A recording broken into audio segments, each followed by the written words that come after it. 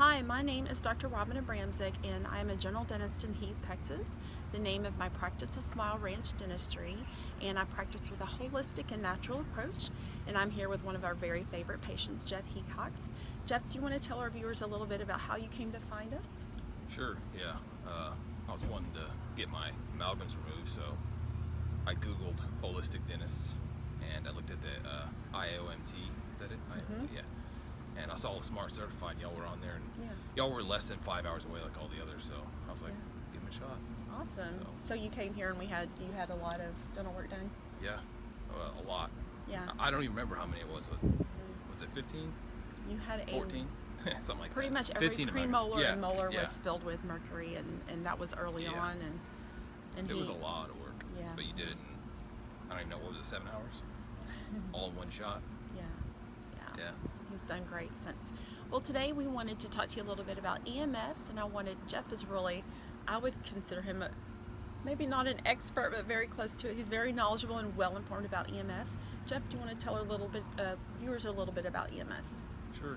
EMF just means electromagnetic frequency, and it's really just radiation. So you hear EMF, you hear EMR, that's electromagnetic radiation. So it's anything that gives off electromagnetic field.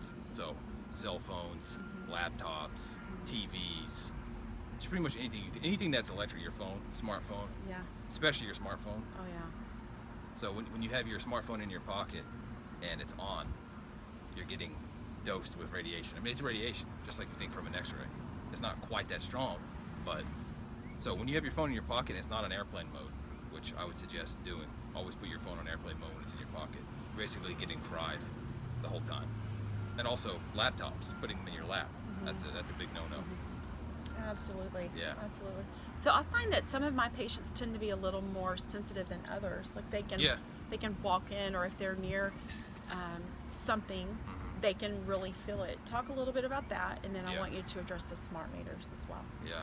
Well, about the sensitivity, some people don't feel it at all. Like I've read stories of spouses where one cannot even sleep in the same room while the other one just goes to sleep immediately. The other person has to sleep in another room. Or I've heard stories of people having to sleep in their car because there's so much frequencies in the house, so much interference in the house, and there's an actual term for that. It's I can't remember off the top of my head, but it's electrosensitivity, I think.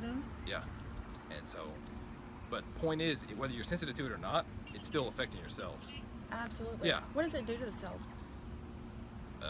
Anything that radiation does. Wow. It boils them. Absolutely. Yeah. So for an infant. Oh well, obviously for kids and babies, it's going to affect them more than us. Yeah.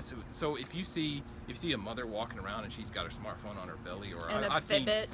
Oh, I'm glad you brought that up, because people have been that's been one of the latest things, and people have been asking me about Fitbits. Like, is it okay? I'm like, no. Why would it be okay? If a cell phone's not okay, why would a Fitbit be okay? And putting a laptop on your belly when you're pregnant, that's like call CPS time. I mean, I wouldn't suggest that because I don't like CPS. I don't trust CPS either. But I mean, really, people don't realize what it's doing. I mean, radio tower. I mean, people live by cell towers. Just look at the leukemia rates of people that live by power lines, cell phone towers. Cell phone and glioblastoma as well. Wi-Fi. Yeah. Wi-Fi is a big one. Wi-Fi is a big one. Okay. That's so informative. Talk about the smart meters. Smart meters. Well, I don't know when they were replaced in Texas. I think it was 3 or 4 years ago, maybe 5 years ago. But the standard old tick meters, you used to remember the electric guy would come by and have to read your meter, the meter guy. Yeah. Well, they don't have to do that anymore because it's all electronic and they bounce off each other.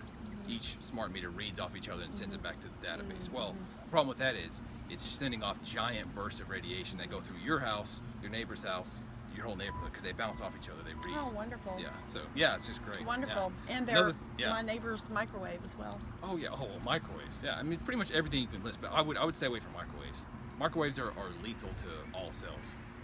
And the food that you cook, what it does to the food you cook. It brings out the carcinogenic. It belongs in the bottom of the ocean. Makes it carcinogenic. Yeah, it does. There's Russian studies on that. That's exactly right. It does. Yeah, I don't know. I wouldn't.